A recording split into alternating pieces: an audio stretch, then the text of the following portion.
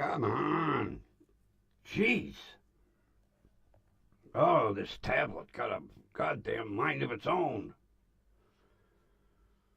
From the WDWL TV multiplex, live from Grumpy's studio, we bring you the pride of the station, the Two Grumpies, starring the grumpy old man, me.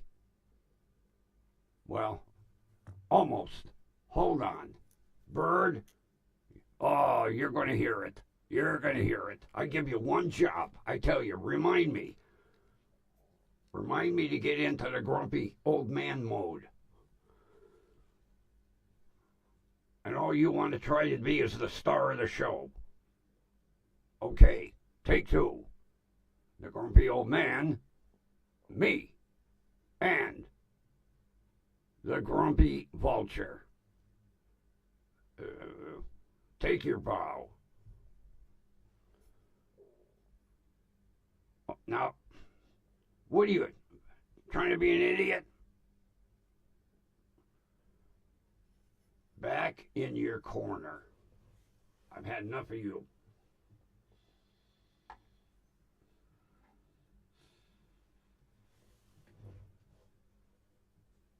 Greetings.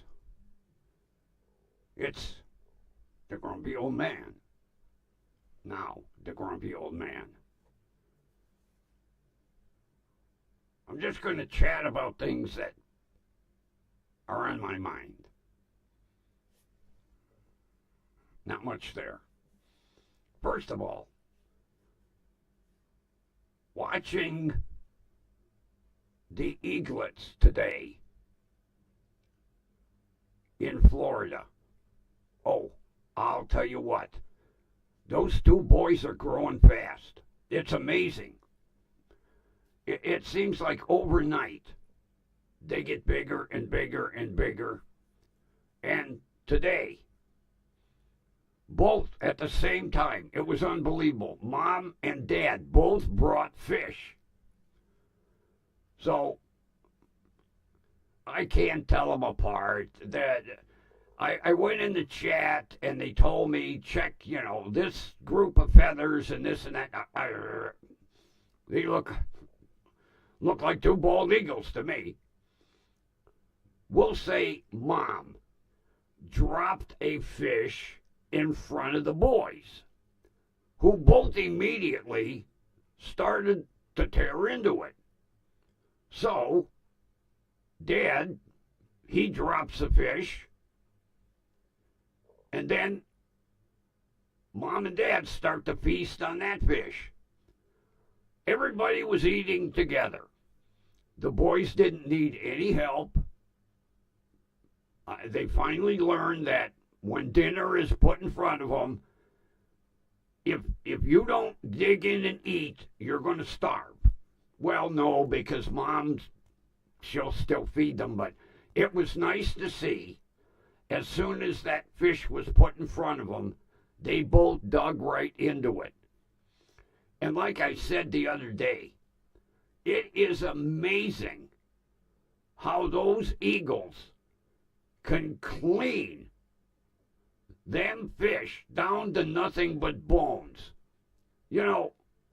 When you're looking in the nest and all you see is a fish spine with a bunch of clean bones like you'd see in the cartoons on TV, that's how well they can clean right down to the bone. It's amazing. I don't know how they do it, but there were two fish skeletons when everybody got done today. Amazing. And then watching the pair of eagles out west and Big Bend, everything is looking good. About every 30 to 40 minutes, whichever bird is sitting on the nest, they'll get up, and what they do is they kind of turn the eggs in a circle, and then they turn the eggs. So they keep them moving. The conservation officer said this is a very good sign. Now, we still don't know if all three of those eggs are viable.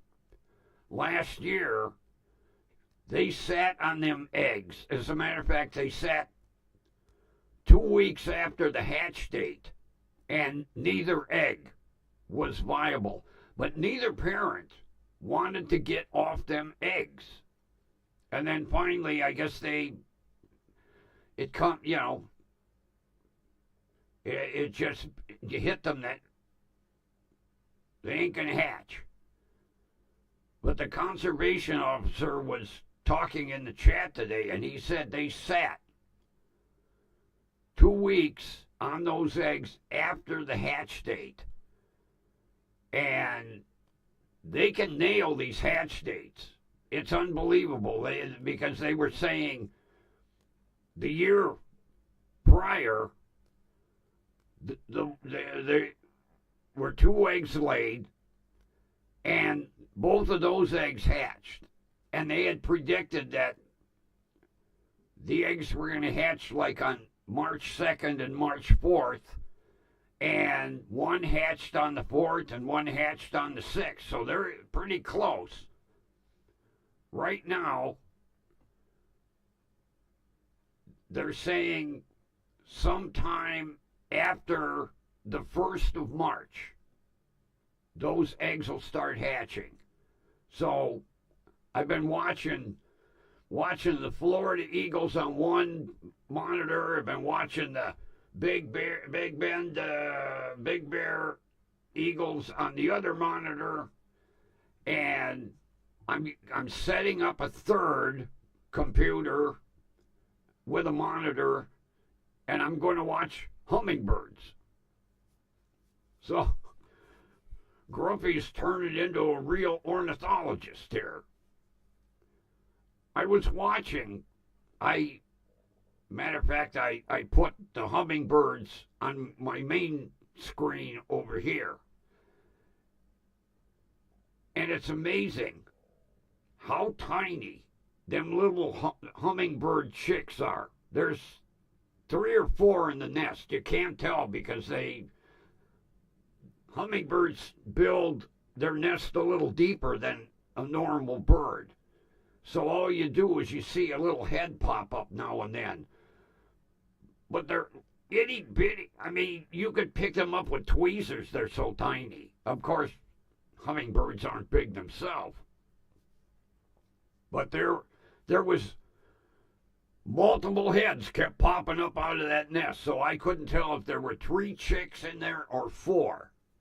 I asked in the chat, and even the conservation officer in that part of the country, I forgot to ask where this nest was. Even he said, we haven't got it figured out yet. So once I get the third computer set up, I'm going to find out where this nest of hummingbirds is located in case anybody wants to watch them, and then I'll give you all the information. I'll give you the website. But yeah, Grumpy's going to the birds. Yeah. I did have a friend email me and said, "How come you're not looking for vulture nests?" First of all, I don't think the conservation departments in the states are watching vultures. But if they are, I will find one. And I'll let you know. Although, who'd want to watch frickin' ugly things like that? So, it's bird heaven around here. Tomorrow I'll have 3 monitors going with 2 with eagles and 1 with hummingbirds. Oh. Then I went in and I looked at the month of January for all of my videos.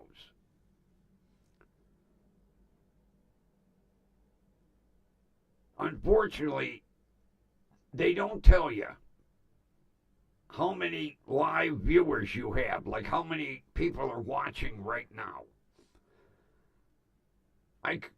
I got to figure out how I can switch from Prism to YouTube to check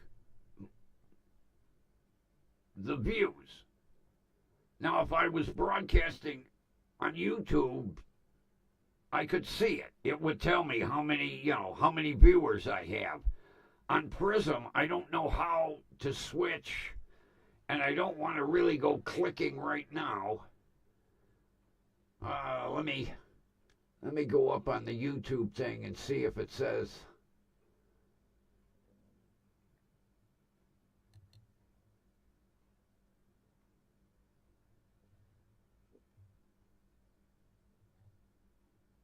No, that's not what I want. It says live information, but it's not telling me how many. Not telling me how many people are viewing right now, if any. The unfortunate thing is, if this is correct up here, it's saying 0. So Grumpy's talking to himself again. Yeah. If this is correct, it's telling me 0 viewers and 0 likes. I've never paid attention to that before.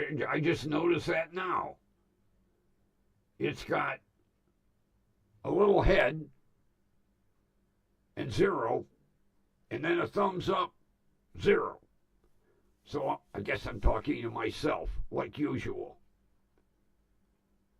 And it's still at 0. Oh, geez. If that's right, I'm gonna have to go into Prism later on and see if that gives me a running count. Because right now it's showing I'm talking to nobody. Yeah, well, even over on Faceplant, 0 and 0. So, if anybody's watching live right now, it's not showing up in my stats. But if that's what it's supposed to mean, another night of talking to myself. Oh well.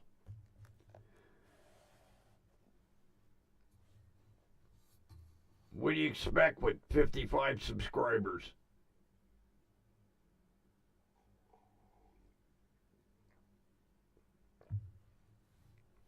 And you know what? I made a decision today.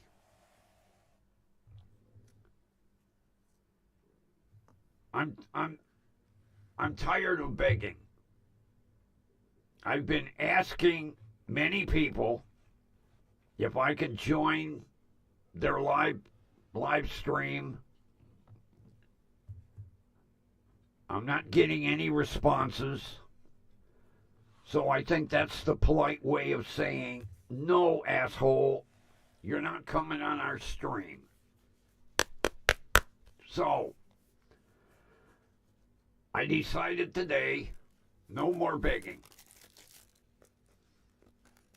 I guess my content isn't interesting, for one. And for two, I guess they figure whatever subject they happen to be talking about, I'm not well enough informed. Well, I'm watching, in particular, as a matter of fact, at 8:30, the one live stream will be up again. The one certain person that I watch because she is following a certain content creator. Well, I follow her and I follow that content creator. I'm well versed in whatever they're going to be talking about tonight. Can I get on screen? Can I join their stream? No. So I'm tired of embarrassing myself.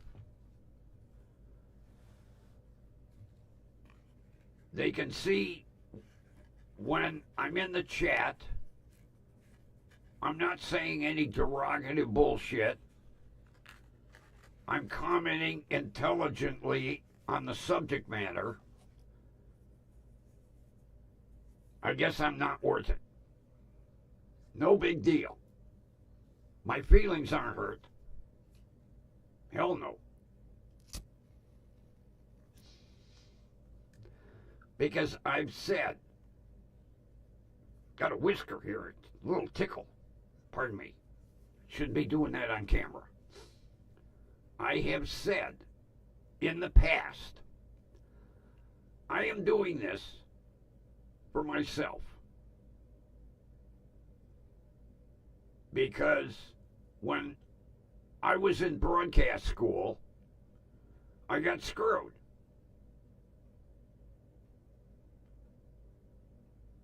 Now, if the school would have been accredited and I would have graduated and got my certificates, there's no saying I would have gotten a job in radio, because that's what I was after.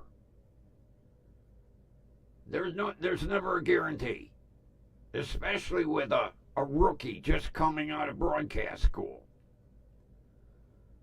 So since I got screwed out of my possibility, I let it go. I was like, well, evidently it wasn't meant to be.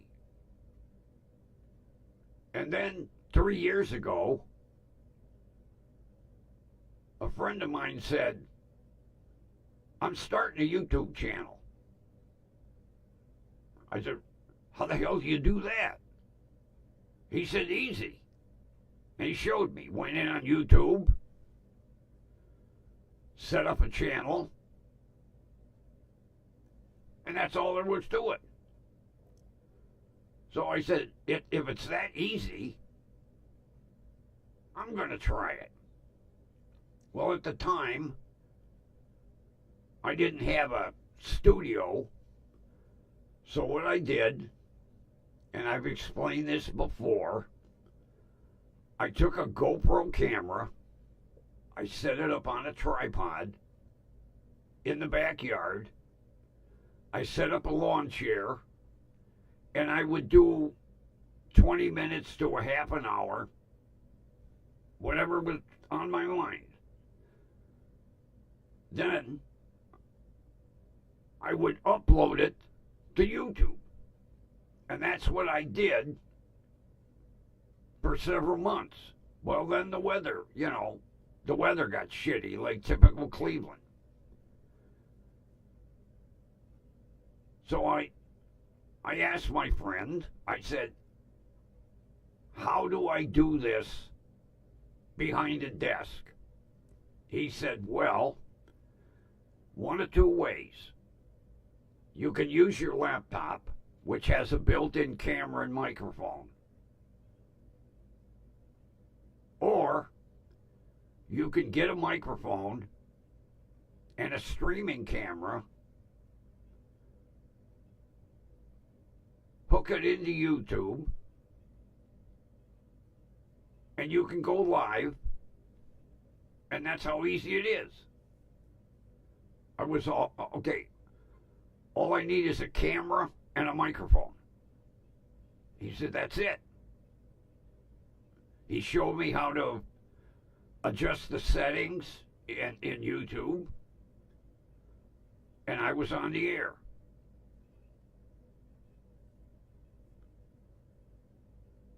Since then, I gave up the GoPro outside on a lawn chair, and I've been doing this ever since. Now, whether I have any live viewers at this particular time or not, it don't hurt my feelings. Yes, I would like to get on a stream with some of these other content creators because they've got thousands of subscribers. I'd like to get a little exposure. I do have basically a standing invite to join a stream. The problem is, he does his streams at like 5:30, 6 o'clock in the morning. I don't think so. Grumpy has nasty insomnia. I'm just falling asleep when he's starting his stream.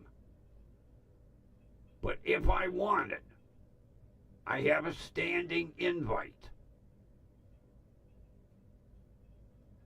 I might have to take him up on it. Mainly to try to get a little exposure.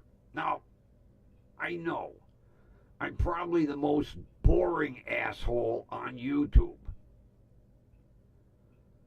Everybody else is on here basically doing the same thing. Oh yeah, they're showing videos, or, you know, they're following like auditors or frauditors or, you know, flat earthers. Yeah, we got people out there that believe the earth is flat. Okay.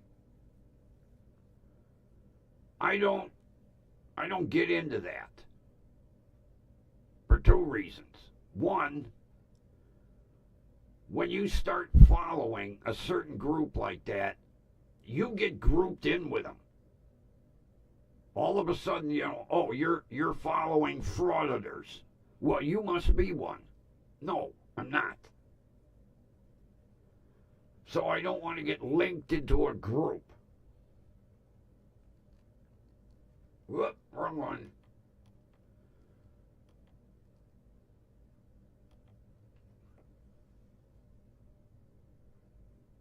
Oh, that's a little too bright.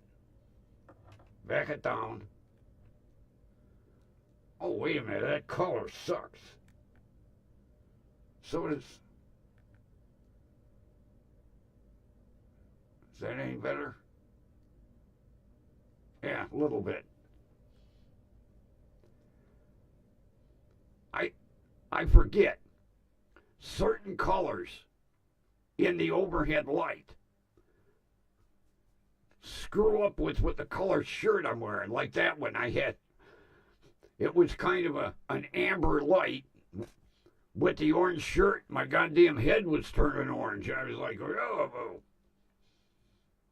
That's not bad. Like I said before, I've got a halo ring over my head. Grumpy with a halo. Oh, yeah.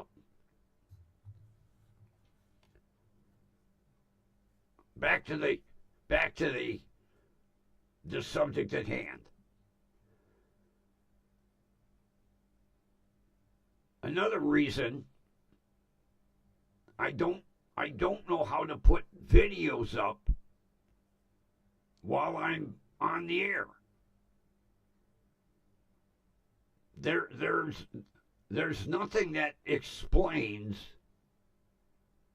See, all of these streaming programs, the instructions on how to use them are basically for like an advanced YouTuber. I don't understand half that shit. Now, I can go to... This is probably going to screw everything up. I can go to two screens. Now, like right in front of me, there's two of me. One says edit scene, and the other one says live recording. Now, do I put a video up over here on the edit scene, and is there some way I can incorporate it in and show it while I'm talking? I don't know. It's confusing as hell. So I don't know how to show videos. Not that every night I'd want to show a video, but so I speak what's on my mind, like a newscaster. Of course, newscasters giving you, stories across his state, across, the nation. I'm not a newscaster. I just speak whatever comes to my mind. I know, boring content, right?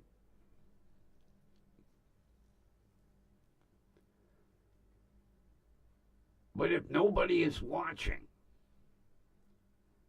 it's not going to discourage me. I'm not going to say, oh shit, I looked at my stats for a month and I had one viewer one day and two viewers the next day and no views the next day and next day. It's not going to shut me down. I'm not thin-skinned like that. I'm doing this for me. Yes, I would like more exposure. If I had, 1,000 subscribers, maybe I would do something with firm subject matter. Like some people do crime shows and some people do, auditor shows and stuff. Yeah. I'm not into that. I'm not going to do, a set subject. It gets boring because people say, oh, every week this person is doing, a crime show. You know how many crime shows are on YouTube right now and on TV? I watch them. I watch all night long. The split screen's driving me crazy. Every night, I watch different YouTubers that are doing crime shows. I watch police interrogations all night. Sometimes I watch the reruns of 48 Hours. Although I'll tell you what, I've been watching 60 Minutes Australia. Yeah, they do a 60-minute show in Australia. I love watching it because I love the Australian accent, for one, and for two, it's nice seeing a news story out in the outback, like on kangaroos or something. But yeah, I've been watching 60 Minutes Australia.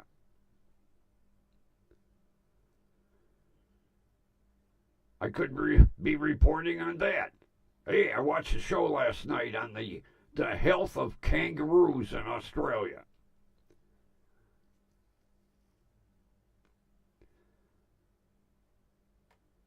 I'm doing this for fun. Yes, I would love to get on a panel with some live streamers. I'm tired of asking. I'm embarrassing myself begging. And I'm done with it. Matter of fact, my one YouTube friend that I've been corresponding with, I asked him if I could come up on a panel the next time he's with this group of people that are going to be on at 8:30 tonight. And in the email, we were basically chatting about being audiophiles. He asked me what kind of stereo equipment that I had, and I told him I've got all of my component system from the 70s that's still in perfect working order. And then in that email, I also said, hey, you're going to be on a stream with this other group tonight, and he's a regular part of this group. I says, how about letting me come up on stream? Well, I got answers to all the audiophile questions I asked him, and then the question about coming up on a stream kind of got forgotten. That gave me my answer. He politely ignored it. Okay. It doesn't mean that I'm going to stop following him. The subject matter that he does on his YouTube channel, I'm interested in. Matter of fact, after the email, he went live. I was in the chat, so he very easily could have put in the chat, join us at 8:30. No. Okay. Doesn't mean I'm not going to still follow his content. I'm not fickle like that.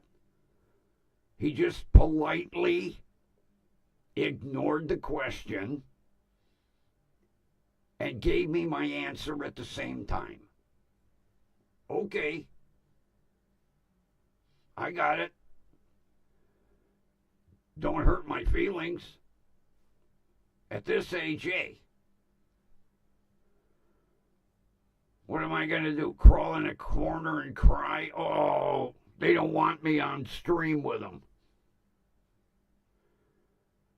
Like I say, I'm just trying to broaden my subscribership. No big deal. I'll go in and look tomorrow and see if tonight's chat gets any views. If it doesn't, no big deal. I'll be here again tomorrow night and the night after and the night after. I enjoy having fun for an hour. It gives me the feeling of being on live TV. And what makes me feel even better,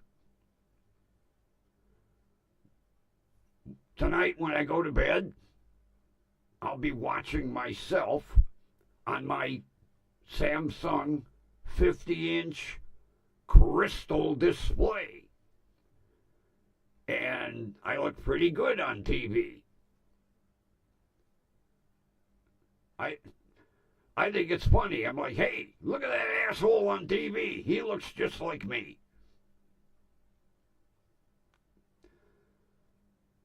I'm still 0000. Nobody watching me live. Now, I don't know if somebody clicks in right now, if up in the corner it would change. I've never paid attention to that. I have a little YouTube icon and I have a Facebook icon. And both of the icons have a little head and they have a thumbs up. So both are at 0000. So nobody's watching me live according to that. Now, if somebody clicks in, I don't know if that would change. I guess I'm going to have to pay attention to it. I never really knew what that... I just looked up there, every night and see some symbols. I never really paid that close attention. I was like, oh, look, there's a head and shoulders with a 0 and a thumbs up with a 0 on YouTube and faceplant. If That is correct. That means nobody's watching Grumpy Live right now on YouTube or Faceplant. It's okay with me. Like I say, I get up here every night and I have fun for an hour, speaking whatever's on my mind.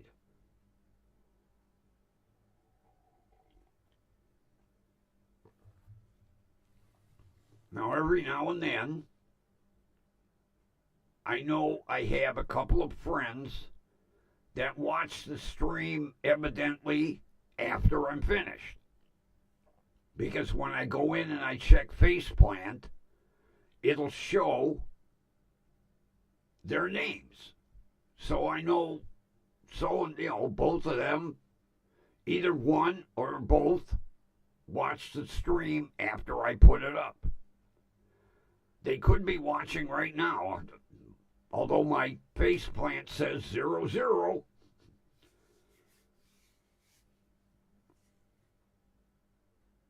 Yep, 00.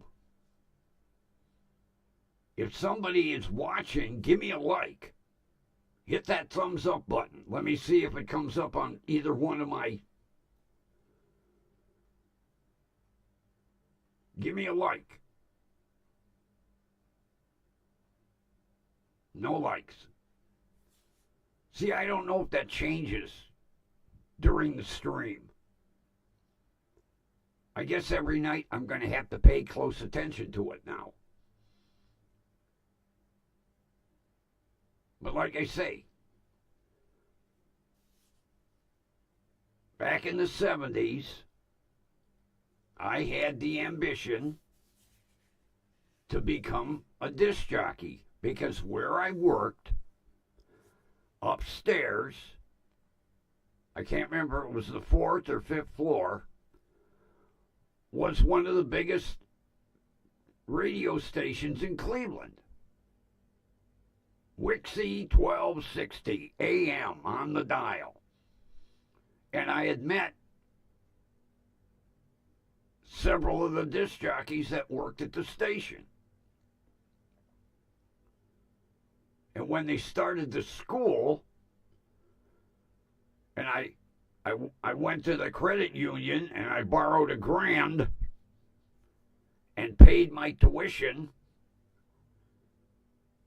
and was in school 4 nights a week, I thought for sure I would get my FCC certificate and then I could apply at a radio station somewhere, anywhere. At that point in time, I was ready, if I had to pick up and go, to go. Say I would have got lucky enough and I would have got my broadcast certificate and I applied to a radio station in Left Snowshoe, Idaho. And they would have said, hey, send us a demo tape and your credentials, and we'll let you know. And if they would have said, hey, we got a job for you, how long is it going to take you to get here? And then I would have had to calculate, okay, how long is it going to take me to drive out to Left Snowshoe, Idaho? And I would have told them, all right, give me a week. And then I would have been on the air. Who knows how long? I mean, I got a buddy that's still broadcasting. He's been everywhere. Never at a really big station. I tell you the story, He was at one station that was in the middle of a goddamn cow pasture. Yeah, the road split the pasture, and then there was a circle around the station. He said everywhere you looked, there was fucking cows. He even asked the station manager, "Are we broadcasting to the cows?" The station manager said no. But that was his audience, cows. Yeah, he said off the main road, you had to drive like 2,000 feet between these two cow pastures to get to the station. That's where the transmitter was.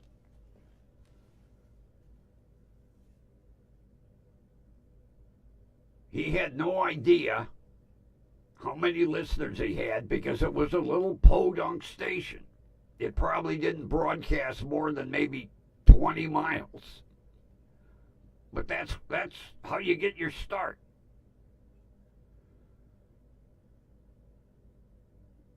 Same thing, he told me he was at a station in Texas. Same thing. It was the station was at the corner edge of a big ranch. Cattle everywhere.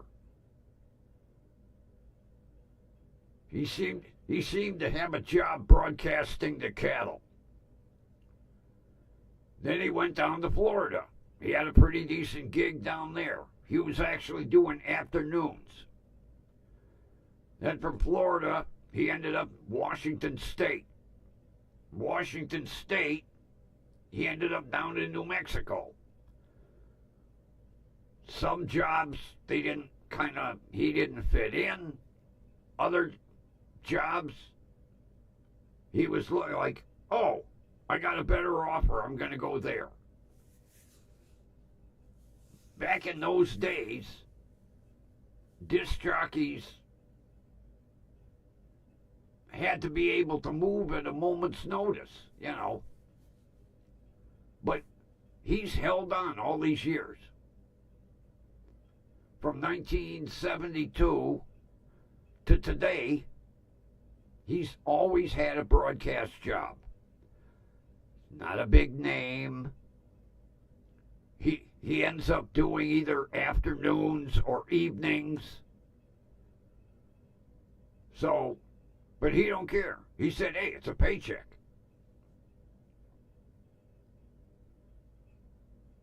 He goes to a station. He finds out basically what the station plays. You know, are they country western? Are they, rock? And then he's got to change his whole gig because maybe he was at a religious station before. Then he come down and maybe now he's at a hard rock station. So he has to adjust. He loves it.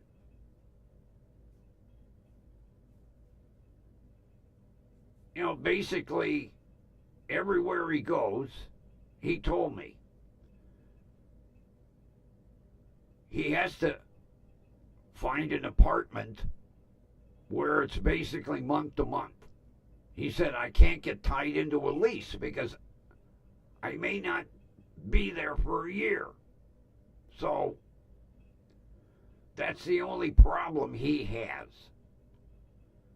Talking a landlord or apartment complex into saying, hey, I'm a disc jockey. Our jobs aren't guaranteed. He's run into problems in the past, but most of the time, he said, when he explains to the rental agent, they say, okay, give us 2 months up front, so on. And that way, if the station says, hey, he's been there, say, 7 months, and they say, hey, the end of next month, we're getting another disc jockey in here. Okay, then he starts looking for a job somewhere. And he said, I'll take anything. I don't care. He usually ends up doing like midnight to 6. When there's maybe 2 listeners, He don't care. Like he said, it's a paycheck. He has a small mini motorhome. That's what he drives. And he said, sometime he's been known to, from one gig to another, he's been known to sleep in some truck stops overnight or for a couple of days. He said, I don't care. He's single. He loves that kind of life. I give him a lot of credit. To live like that right now at age 73, God love him. I give him a lot of credit. He's traveled the whole United States. He's worked in just about every state except Alaska and Hawaii. He got offered a gig in Alaska, Fairbanks. He goes, I don't think so. He said it was pretty good money, but he wasn't going to go to Alaska. No.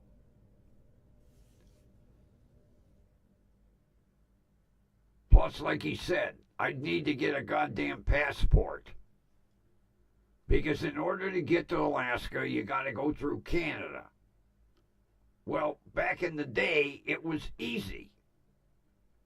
You could come and go. Not anymore. Not since 9/11. In order to go to Canada, you got to get a passport. He said, I'm not going to get a passport just to go to Alaska for a job I really don't want. But he told them, he was telling me he got a morning drive job, which is premium.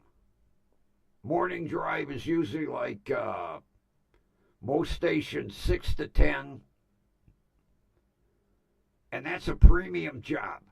Morning drive is a premium job, or afternoon drive, where you go from 3 to 7. Those are the two prime, but morning drive, what they call morning drive, that is a premium position at any radio station. Alaska offered him a morning drive in Fairbanks. And the station had quite a bit of listeners. They were the biggest station in Fairbanks. However, you're broadcasting to polar bears and moose, but he said I'd have to get a goddamn passport, and it was just too much bullshit. Not to mention, he'd have had to get his motorhome professionally winterized, and then he really couldn't sleep in it. He's like, I don't think so. I can't remember how big his motorhome is. 18, I think he said an 18-foot. It's not a big one. But like he said, it's just him. I think he said it was 18-footer. It's on a Ford F450 or F550 chassis and a Econoline front end. I guess it's got like a godzillion miles on it. But like he said, as long as it runs.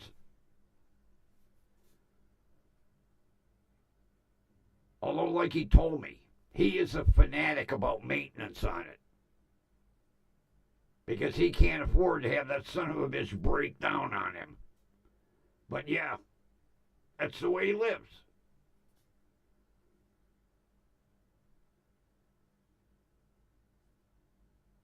He drives his motor home to the station every morning, the end of his show, and drives back to his apartment. or does a side gig, he loves it. I give him a lot of credit. You know, he started broadcasting in 1973. I'm trying to think where his first, somewhere in Oklahoma. That was his first radio job. Somewhere, Oklahoma. It wasn't a big station. And you're like a nomad. You really are. I don't know if I could do it for as long as he did it, but he makes it sound, you know, I look at him, I say, yeah, he's had a wonderful life. He's broadcast, he's had a job in every one of the 48 states. At least one time. Sometimes two, three, you know. Like he said, you may have a job in one end of the state, and like me, you know, say I'd have a job in Cleveland, and then I'd get a better job down in Cincinnati or Dayton. And then, who knows? That's the way that he just...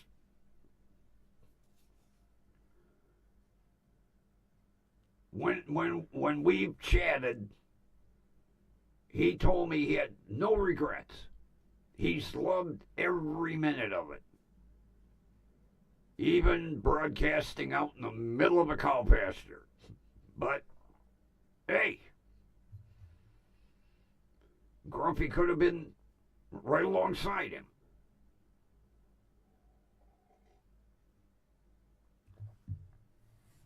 I don't know if I would have gone that route, but like he said, he had talked to several disc jockeys, and they literally laid it out to him, and they said, hey, unless you got a guaranteed gig at a station for 5 or 10 years to put down roots, don't get married. They told him outright, don't get married unless, you know, you got a female that's going to pick up and go with you everywhere you go. And the one disc jockey that he had talked to said, hey, do like I do.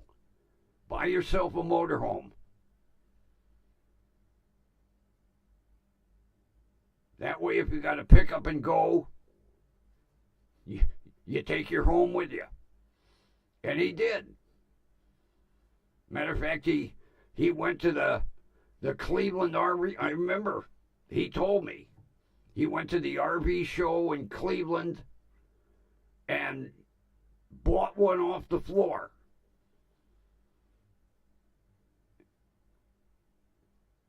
So that he could drive to Oklahoma and do his radio gig.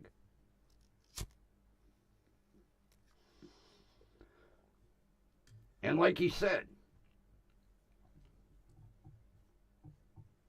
you don't have you got a rent payment, but you don't have to pay utilities. Well, maybe, you know, some apartments you got to pay for the electricity, but like he said, it's not like owning a house. He said the one thing you do, since your job depends on that motorhome, you get it serviced constantly, get it checked out. And like he said, every job that he goes to, he finds an RV dealer. And when he gets to that city, he's like, hey,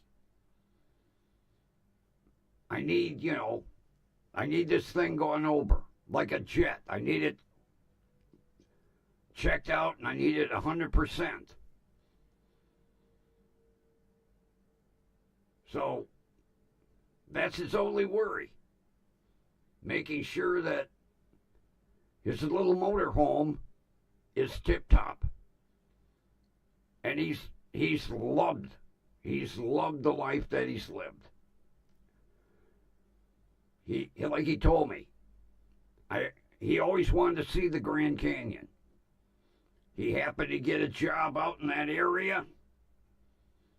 He got to see the Grand Canyon.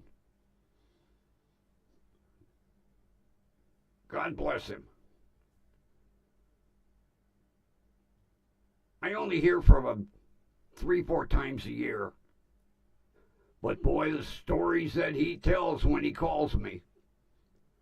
But like I say, 1973, he started, and he's still doing it. Never was a big name. It's not like, being the top disc jockey in the city that you're working and everybody knows your name and you're a celebrity. He goes, he really didn't want that. As long as he had a job. That's all he cared about. A paycheck. Doing the work that he loved, traveling the country, and getting a paycheck. Oh.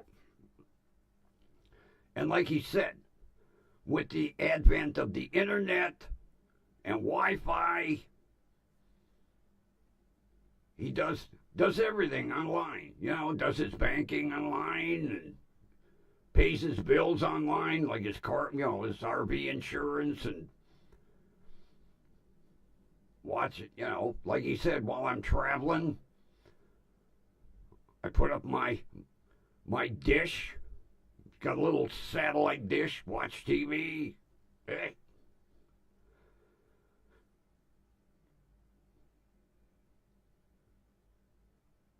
I don't know if I could have done it for as long as he has, but interesting life. And I'm still 0000. So evidently Grumpy is talking to the bird. No big deal.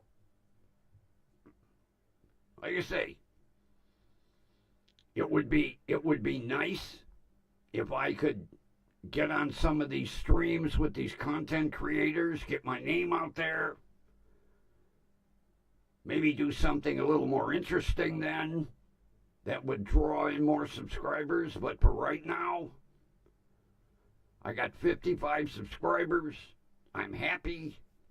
I'm doing what I want to do every night for an hour or so. Where we at? Almost an hour. Time flies when you're having fun.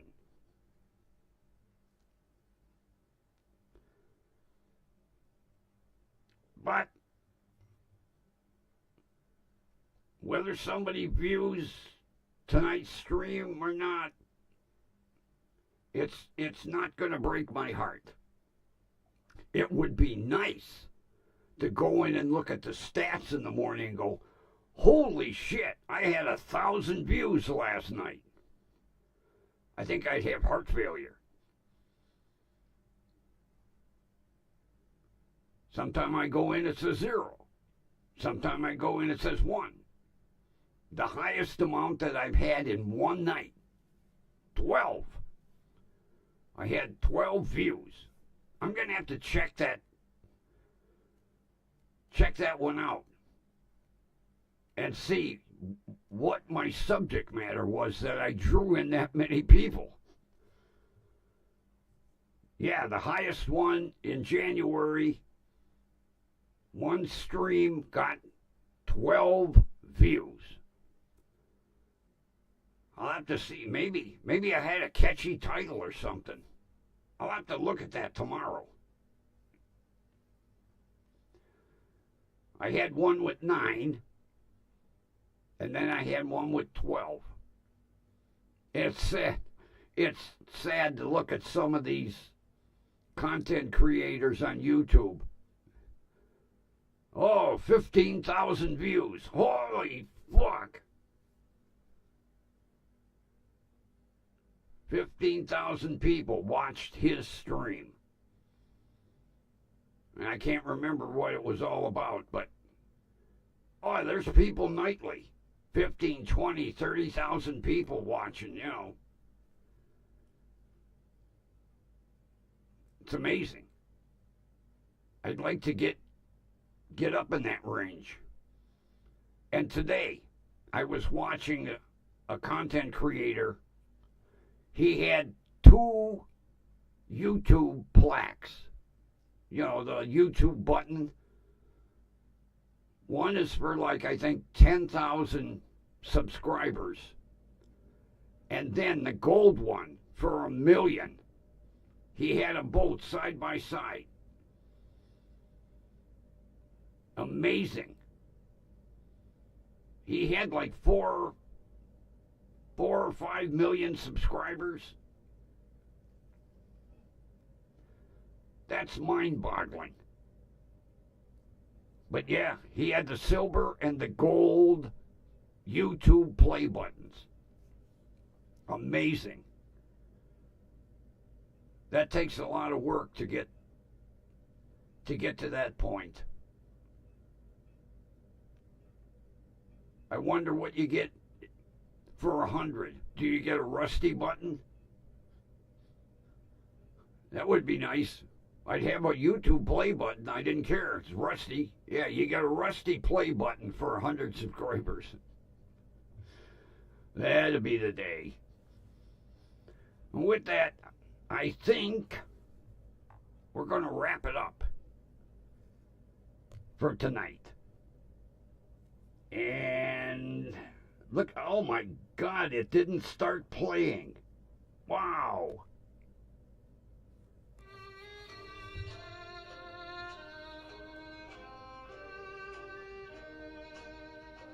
And I broke my stylus. Oh, grumpy. Yeah, broke the end off my stylus. Another one shot. Luckily, I have more. And with that, friends, I hope you have a wonderful rest of your evening. We will meet again tomorrow night, right here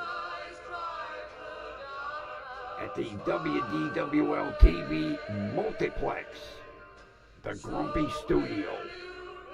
And with that, friends, I bid you a wonderful evening.